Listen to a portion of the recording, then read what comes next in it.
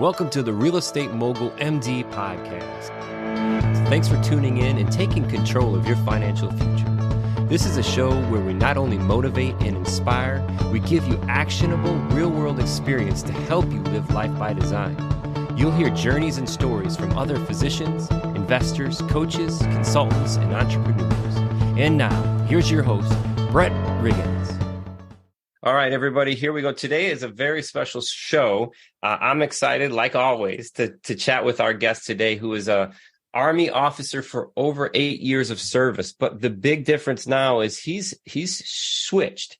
And now he's a real estate investor and a coach, helping other people create these systems and processes that's allowed him to get his time back and spend more of that quality time with his family. Today, we have Mr. Brent Bowers, the creator of the landsharks.com. Brent, how's it going, man? Hey, really good, Brett. Thanks for having me, man. Awesome. And man, when I was just doing a little bit of research before we got on here, you're also part of the Wholesale Inc. podcast as well, correct? Yep. I'm one of the 3 hosts over there on the Wholesaling Inc. podcast. Is me, Brent Bowers, and then we got Todd Toback, and then we got Brent Daniels with the TTP program.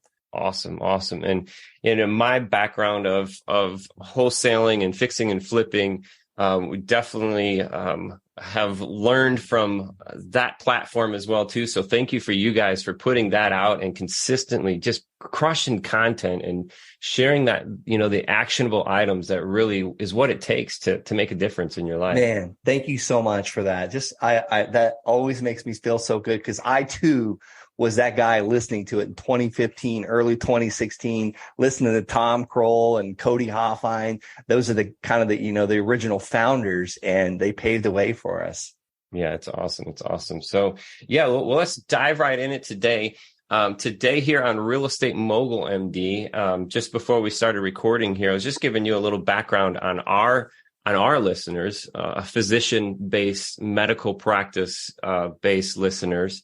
And that way we can focus our conversations and share that information on what actionable items they can take. So they can listen today and hopefully leave here today with some maybe planting a seed to get that thought started, and even leave with some actionable items, and maybe point them towards landsharks.com at the end and see how things get rolling. So tell us a little bit about yourself, Brent. What did it look like for you getting started in real estate? Yeah. And Brett, I don't want to breeze over that. You said the seed, every oak tree started with an acorn, and then the actual items. And then I charge everyone to anybody listening to this, take one extra step. And that's the action step, because you're going to hear, like with my story, it was a whole lot of action, small little steps, small little wins, small little action steps every single day that really, really added up. Sorry, what was the question again? You asked about my backstory, I guess. Yeah, no, I planted the seed and the seed just dropped on you, didn't it? Yeah. No, it's so, typically we'll ask, what got our listeners or our guests into medicine, or what got you into your profession? And for us, we share this in common. It's real estate is our profession. So tell us a little bit about how you got started in real estate, what that looked like for you. Yeah. So 2007, I got my real estate license finally after 3 attempts. Perfect timing. Yeah. After 3 attempts to take that test. And it's crazy. It's like the Lord just kept putting obstacles in my way. We had those crazy hurricanes in South Florida, and I had already had a lawn service. So I was had a lot of cleanup, and I made a fortune doing that, and really good money for like an 18, 19, 20-year-old. Turned 21, finally got my real estate license. I bought a rental house within about a week of getting that license. And then, well, I shouldn't say that within a week. I put an offer on that rental property, got it 30 days later. That's back then when you can get 100% loan to financing. Mm-hmm. So the house was worth exactly what I paid for it. And then got married, and then rented that house out, moved to the coast, and planned to become a aspiring real estate investor and agent. And let me tell you, I ran out of money, couldn't afford rent, ended up having to move in with my in-laws. So I was basically homeless there for a short time. And that's pretty embarrassing when you go from business owner to real estate agent to rental property to married, and you have your own dog. Basically, it's like you have your own little family and you got to move in with your in-laws. Yeah. We were 4 adults, and 1 child was sharing a and a half bedroom. I call it a half bedroom because it was big enough for our queen size bed to fit in, and one bathroom house. Like that, it was nuts. But thank God for my amazing in-laws to let us move in like that. Then I needed a reset on life. So I joined the military. I was in the military for 8.5 years and got found my way back to real estate about 2013 and finally got out in 2018 of the military as an Army officer. And land is what allowed me to do that. I took the untraditional path once again. I took the road less traveled. I didn't want to go with the herd mentality, because I know about herds. Like I'm from Okeechobee, Florida. We raise cows to be slaughtered, and that's what happens to the herd. And haven't looked back since. Wow. There's so a lot to unpack there. First of all, thank you for your service. And every time that we do that, whether it's served here in the States or abroad, sincerely, thank you for that. And thank you for all the listeners out there who also have given their life and their family's life to protect us, to provide this opportunity to be able to invest in real estate. Yeah, people don't realize, I appreciate that. People don't realize how hard it is on families and spouses and children. I honestly think that it's even harder on them. And that's ultimately why I had to get out. I had a huge why. I was going to make this work or die, basically. Yeah. And then to the land thing. So when you came back into it, what stood out to you most about land? Like, tell me, what are your 3 reasons why you love investing in land? Yeah. So I started out with rental houses, and then 2013, I bought another house next to the college because the Army sent me to college for a little while. This was after my second combat deployment, after my first marriage failed because I was gone the whole time, basically. So I was a single guy, and I bought the house next to the college and rented out the rooms and was making money. We call that house hacking now. Then bought another rental property and then another, and then it turned into a triplex. And then before I knew it, I was in massive debt. And these are fixer-upper houses. Like, I was getting bargains and I was putting sweat equity in it. And before I realized, I'd maxed out like 3 credit cards, and I had college tuition due. The Army was paying me my sergeant salary, my E5 salary to go to school, but they weren't paying for all the books and the classes. So I started wholesaling houses. Basically, I'd get the house under contract if it was in like lis pendens or behind on taxes, and I would sell my contract. And I carried that over with me to Colorado. And that's where the Wholesaling Inc. community came in. And I paid for a course. Back then it was like $7,800 for the course over at Wholesaling Inc. And I spent a fortune on mailers, and it worked pretty quickly until it didn't work anymore because one, there was just so much activity in the market. So that brought on a lot of competition because success leaves clues. Mm-hmm. And I had to almost double my mailing. Well, there was also another problem. I was preparing for the 3rd combat deployment. I was training for that. So I'd send out a bunch of letters, and guess what? I wouldn't be able to take the phone calls. I wouldn't be able to go and sit on these couches and build rapport with these sellers and talk them into selling me their house at a discount so I can assign the contract. So I was listening for answers, looking for answers. I was studying the 4-Hour Work Week by Tim Ferriss, listening to the Real Estate Mogul MD podcast, searching for answers, things like that. And I heard about a guy on this podcast. I was so intrigued by it. He was flipping vacant raw land. And he would go to these auctions and buy the land. And that's not how I buy my land. That's too much work. And then basically sell it the next day and double his money, triple his money. And I was like, if half of what he is saying is true, I can make this work. I only need to earn about an additional $5,000 a month, and I can get out of the military. I can change my life. I can change like my time freedom and my financial freedom. So I took action that day, and I started mailing people that were behind on their taxes letters, postcards, and I can even give your audience the postcard if they want a copy of it. But I started doing land deals fairly quickly. Wow. So into this new venture, you talked a little bit about debt and is that related to the shift? Like, because when we're flipping houses, obviously that we acquire the property, we have this cost to do renovations, and I'm not hearing any of this when we're looking at land, because we're not developers, we're not pre-developing the land, we're not making these improvements to the land and then selling it. We're just almost like wholesaling. We're just moving paper, right? Yeah. Yeah. So to answer your question, I was just taking on debt because I was spending everything I was making when I was in the military. So what I was doing to be able to buy these houses was I was leveraging. Dangerous word. Another dangerous word in real estate business is scaling.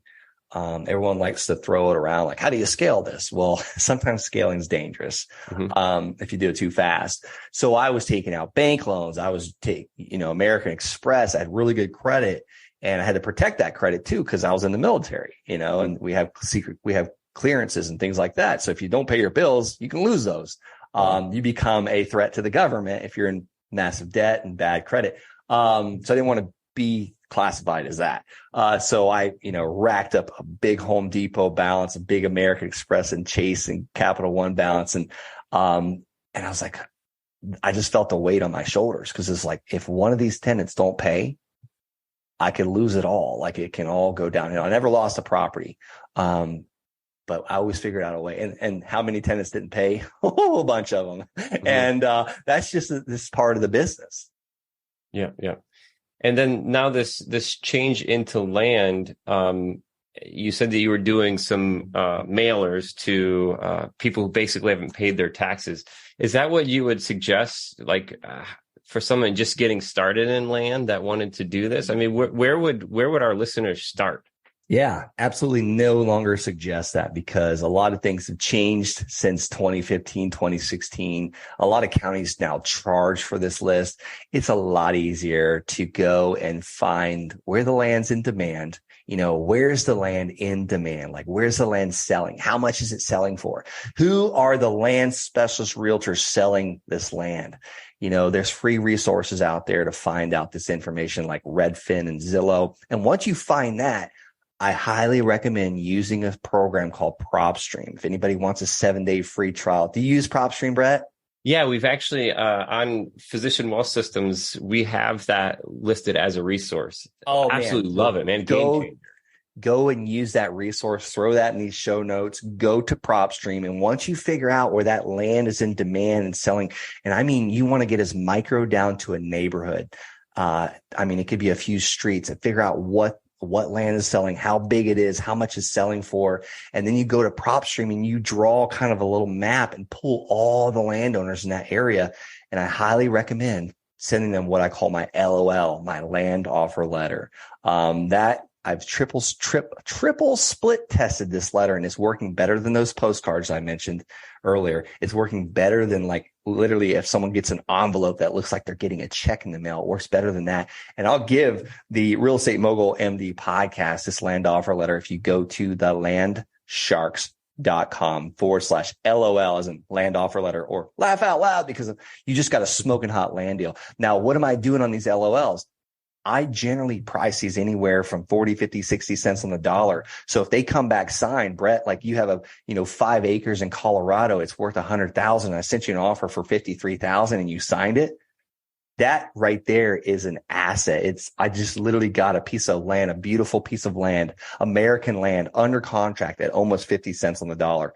Now I have a lot of options. I can assign that contract to a cash buyer. I can buy it with, my neighbors or a private lender's money and pay them 9-10% interest. And they've got the first lien on it. They've got the security, and then we can flip it in, a couple months and make some profit together. Or I can buy it with my own cash, and seller finance it to someone for a monthly payment. That's where the big money comes into this. That's where the time freedom and the financial freedom come into it. So I just ran through a whole lot. That's my system now in a quick nutshell. There's obviously a lot to it, and this is work. It takes work, but a lot of this stuff you can automate and delegate and just create systems for. Love it. Learn, implement, and outsource is the big piece on something like this, and creating it through And, we all stumble through the first few steps, right? Doing it. But what I say is if there's purpose, there should be a process. So making sure that you're tracking what you're doing. And next time, then follow that list. And then when we say outsource, have a virtual assistant, then go through your list and then try to do it.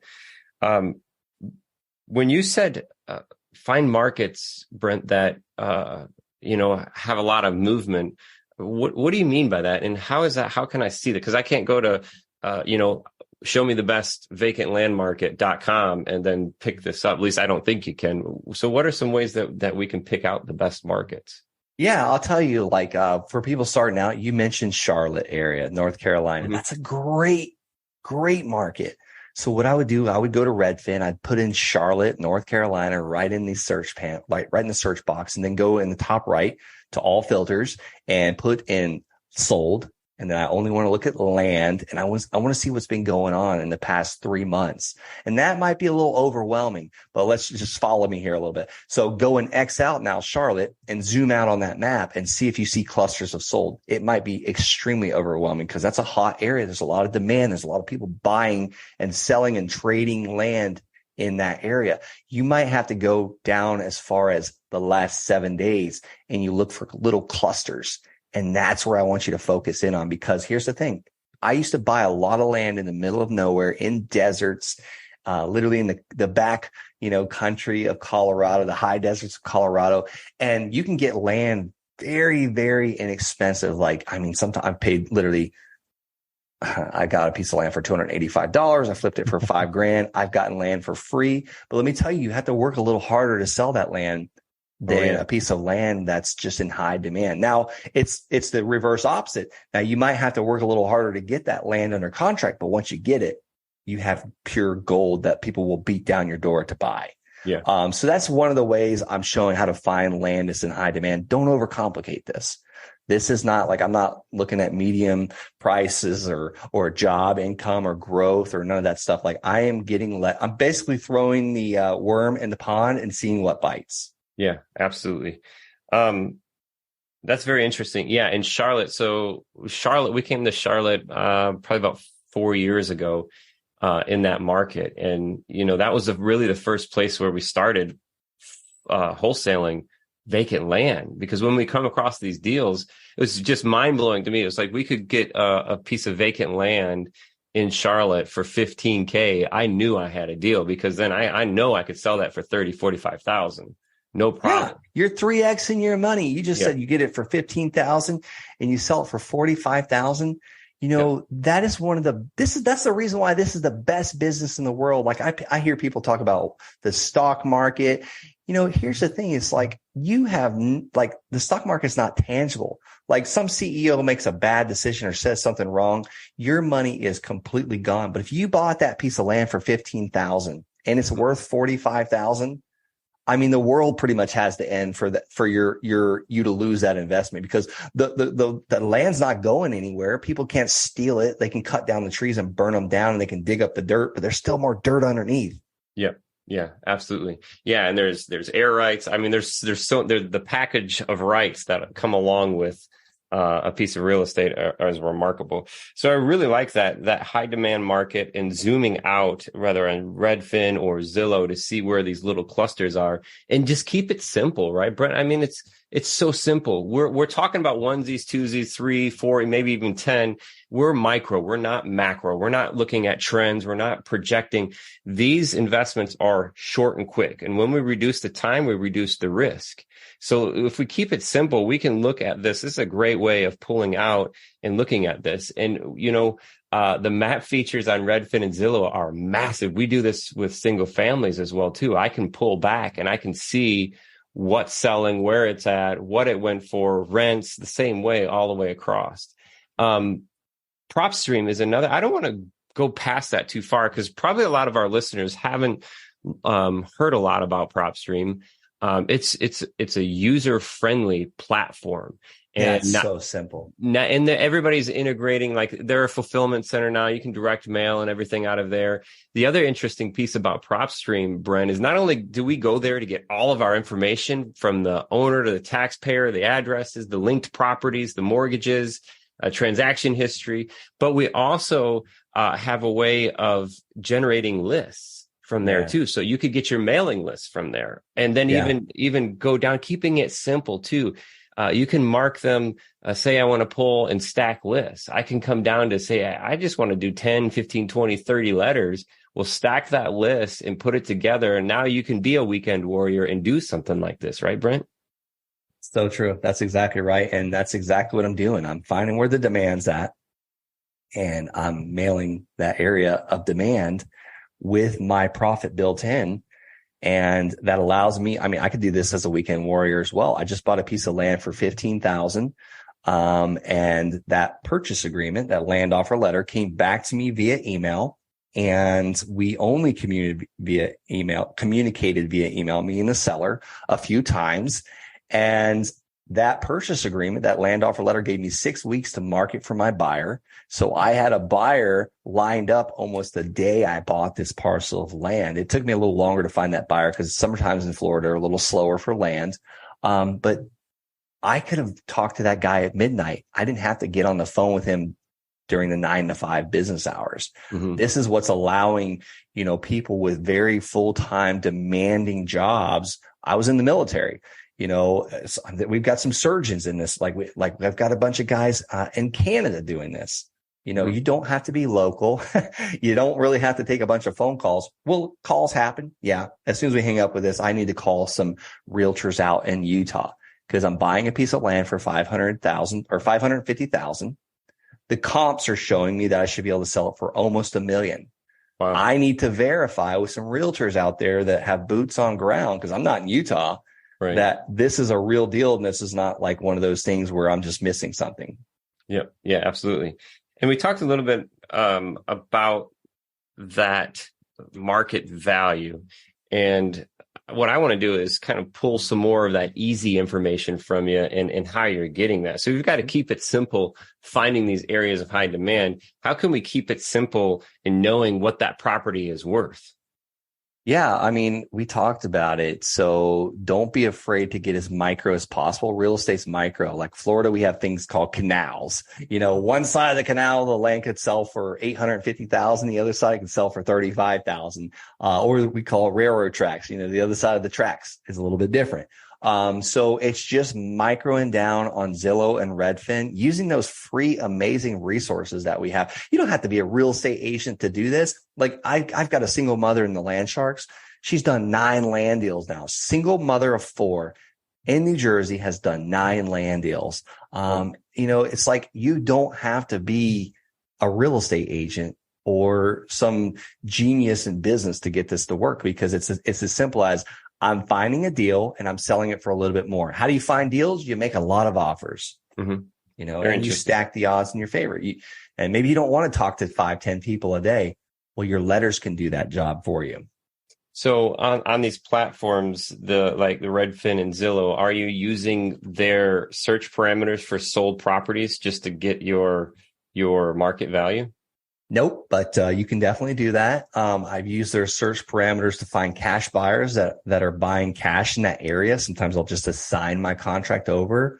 But yeah, so also PropStream has amazing parameters for that. But I'm just using the free stuff and real estate agents, and not just any real estate agent, but land specialist real estate agent. That's a big one. Yeah, that's worth $1 million.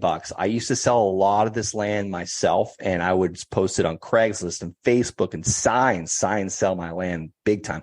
Facebook Marketplace, Facebook buy sell groups, eBay, land.com. I was paying thousands of dollars a month to sell this land.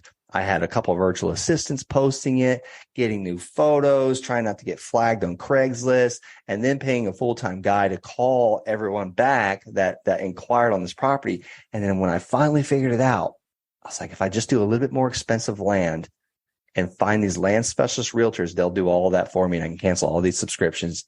And I had 3 less people I needed on my team. Oh, how does that feel, Brent? I'll tell you what, I feel like a genius saying it, but I feel like an idiot not thinking about it years ago.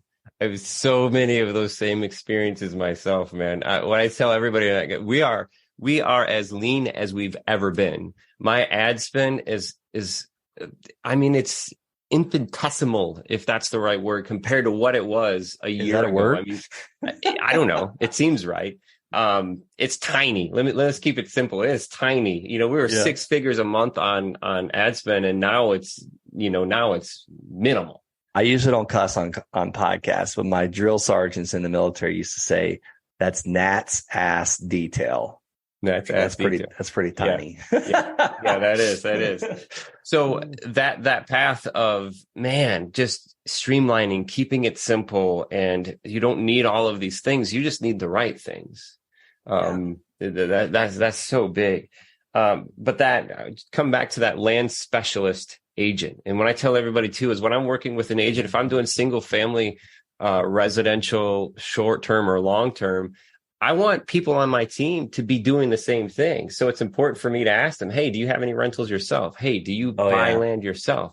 Because that changes the game a little bit. It does. I love that. I want to repeat what you said there. I might take it. You don't need all the things. You just need the right things. We've gotten very lean as well. We had the office. We had about 15 team members, and these interest rates going up was probably the best thing that ever could have happened to me, because the problem is when you start making a lot of income, your expenses trail right behind it, and you got to have the nice office, and maybe I should drive a brand new truck, and I need these write-offs and blah blah blah. We're going to have the best coffee and all these snacks, and we need the office clean. Now we need a cleaning crew to come in every day as well, because no one wants to clean the toilet in the office. So we had a couple slow months, and it's like, holy crap, the cash is going out so fast. So we got lean really quickly, and now it's like, my life is a lot less hectic. I don't have as many people to babysit. So going lean is amazing. Some more tips for that, is like we have a bunch of checking accounts, for each business, and, for our rental properties and our land business.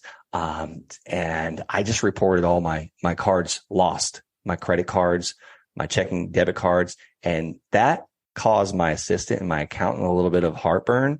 But let me tell you what, we were spending money on recurring expenses. There you go. Phantom expenses. Yeah. We were spending so much money on DocuSign and Adobe. Like, I had people that were no longer with me that still had access to these things that we're paying monthly subscriptions to.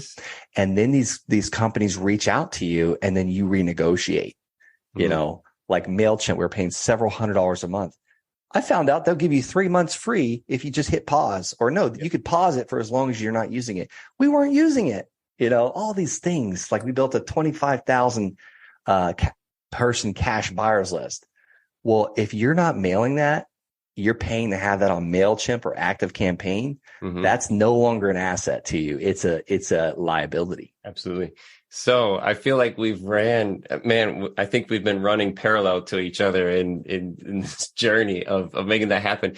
Have you read the book Profit First? Man, I can tell you where it's at on my, here it is, right next to me. Bam. That's it right there. That's that canceling that credit card, man, jumped right into my mind as soon as you said that. Did he say that in that book? Yeah, absolutely. Oh, see, I thought I was some genius or something. You are. The ability to recall that information elevates your geniusness. There's another word for you. There's nothing original. Yeah, absolutely. Say that again? Geniusness?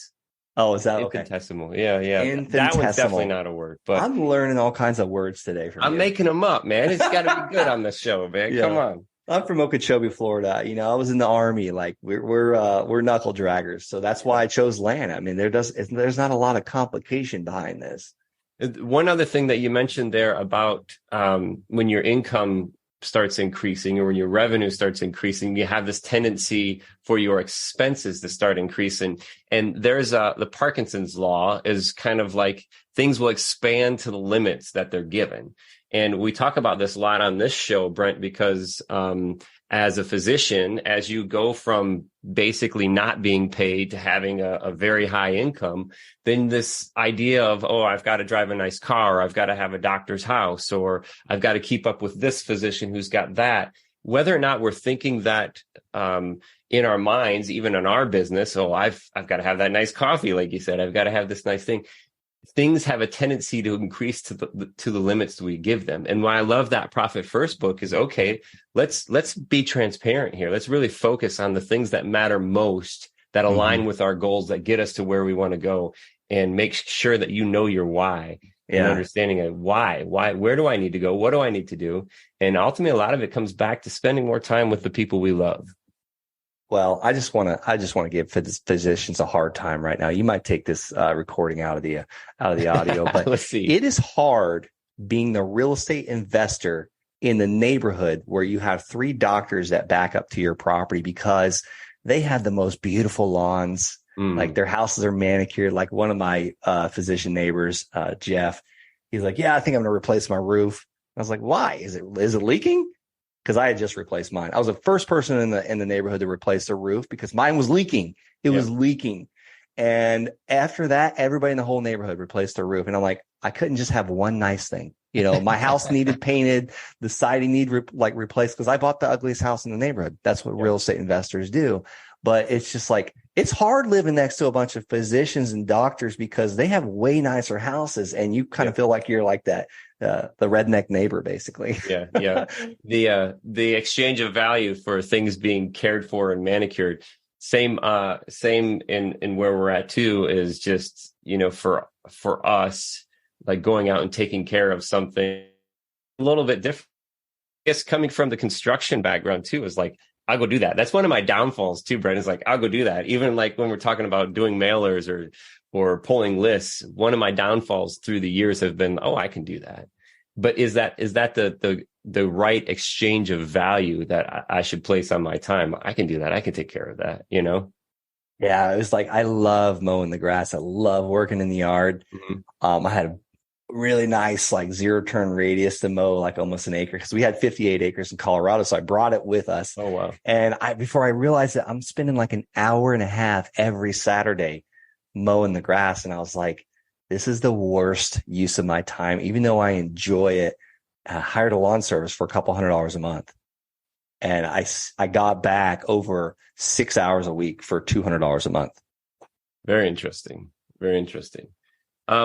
I'll kind of bounce back to the land piece here and look at kind of like your history and being able to share your history with others. A lot of our listeners will actually be military as well too. So is there anything in particular as a veteran getting started in real estate and why the listeners should do the same? Yeah, I work with a lot of veterans, a lot of people in the military. Like I've gotten a lot of veterans very successful in land investing. And if you've got 3 years left on your contract, if you've got 5 years left on your contract, or if you're about to re-enlist, that time runs out very quickly. I had 3 years as a runway to get my land business built, and I can't believe it. Like I started in 2015, 16, 17, 18. It came before I knew it. And thank God I was up to like $11,000, $12,000 a month in land payments coming to me every single month. The day I transitioned out of that military. And in the month of May, when I got out, we had a $55,000 net profit month because I flipped a parcel of land and made a big profit on it.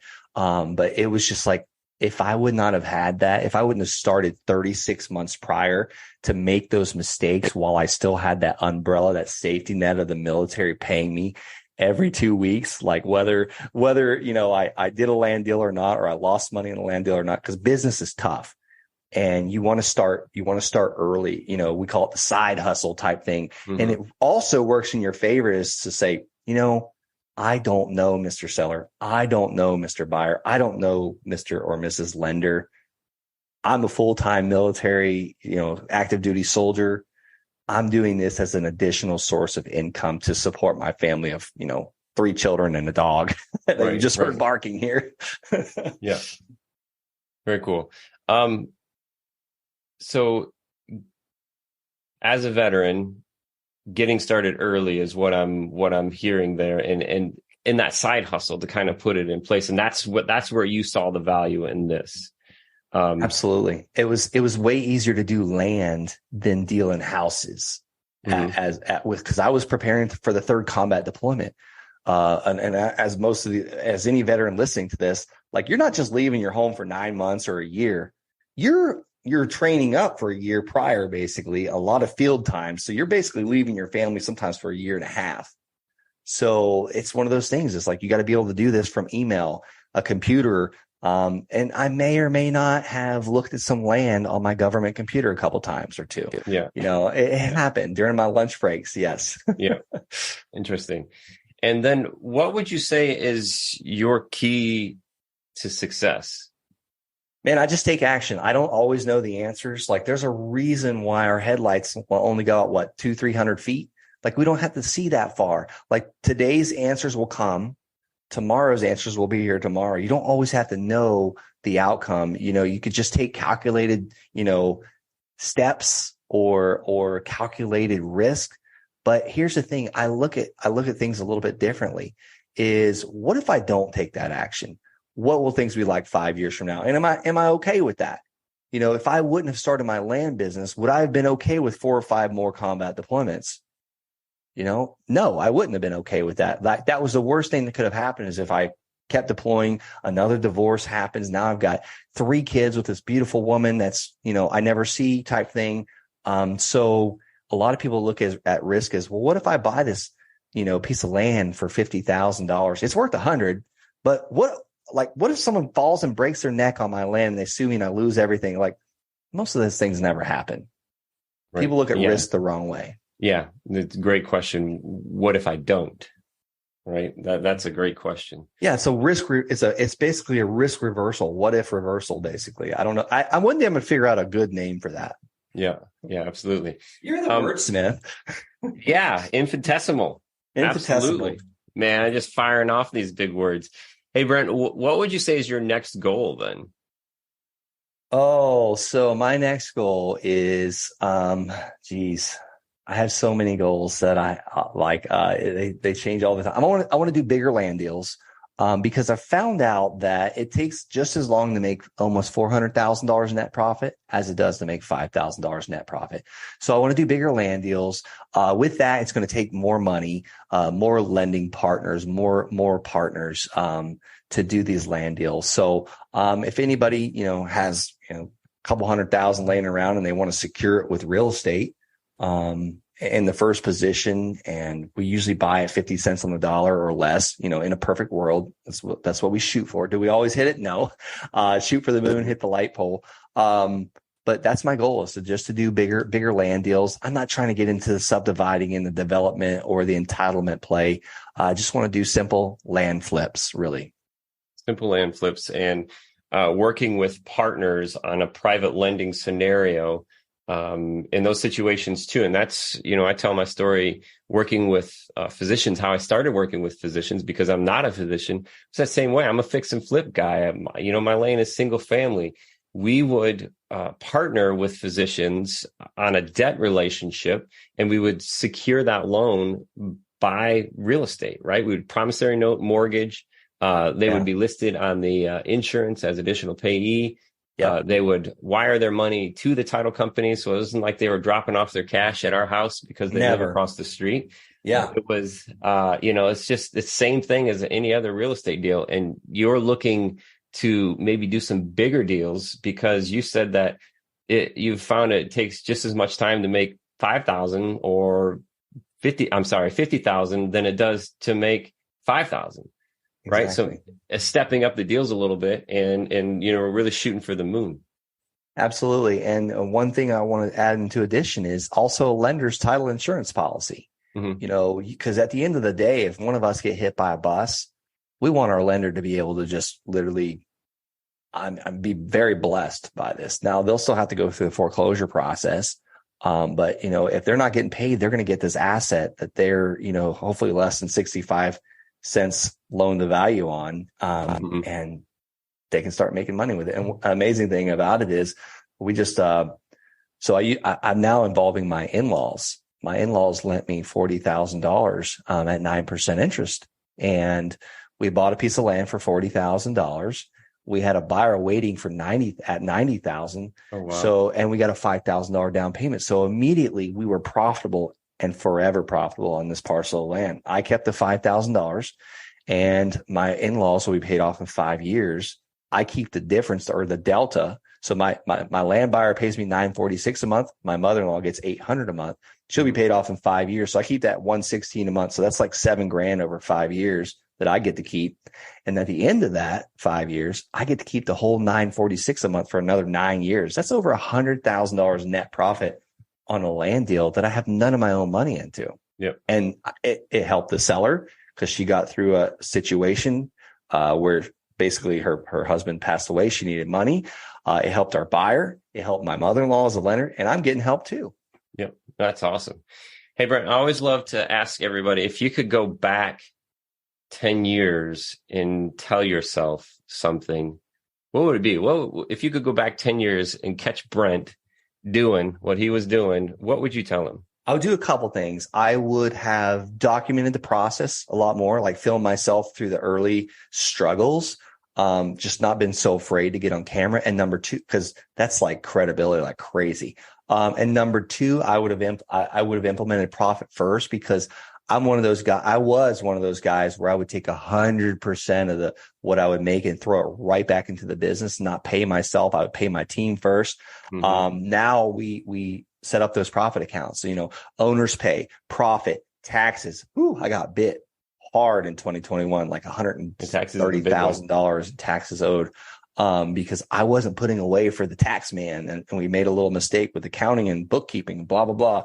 So I would have set those profit first accounts up. Profit took a little bit, and not let that Parkinson's law set in because you will spend everything in the bank account, everything.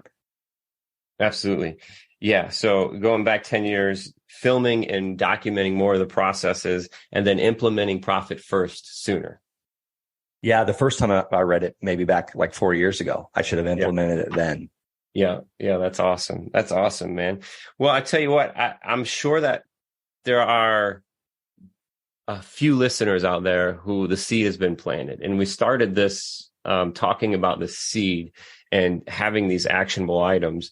And just like what you would have told yourself 10 years ago is what I would say now with the seed. If you're listening to this podcast and it's piqued your interest just a little bit, Brent has the experience here, the resources, the team to help you take action. And that's the biggest piece. So we've got the seed planted. We want you to take action. We want you to go to landsharks.com, right, Brent? You got it. And going to landsharks.com, there are so many resources there for you to even book a call, look at some of the resources available. But basically, it's that next step. It's the next step, which leads to the next step, which leads to the next step. So in this process, man, Brent, I really appreciate your time. It's been an absolute joy speaking with you and meeting you today. Yeah, you too, Brett. Thank you for having me. So we are very excited. And to the listeners out there today, thank you for your time. And just that seed is planted. So whether it's land or any other avenue of investing that we've talked about, today is the day. Today is the day that you don't want to look back from 10 years from now and say, I wish I would have done this. Take action today. And, look around like Brent said, ask yourself, what if I don't, right? But what if I do? So make sure that you're asking yourself the right questions when we are putting this seed in your mind and just taking action. Brent, did you want to share even a better way to connect with you? Did you want to share your cell phone number with the listeners? Sure. Yeah. Some people don't like to go to a website and schedule a call and fill out a form. That's fine too. I love that people do that. I can have the information and you will receive a call from me, hopefully as soon as possible. But yeah, call me on my cell or text me on my cell, 863-801-6959. 801-6959. And that is amazing. So you got the man's cell phone here to contact him. You've got landsharks.com. You've got these years and years of experience that we've planted this seed today. And also at landsharks.com/LOL to get this letter, to take these simple steps of finding the high demand markets and then sending out these letters, land offer letters to make this not just a thought, but make this a reality. So take action today, get it done. And man, we appreciate your time, and we'll catch you on the next one. The Real Estate Mogul MD.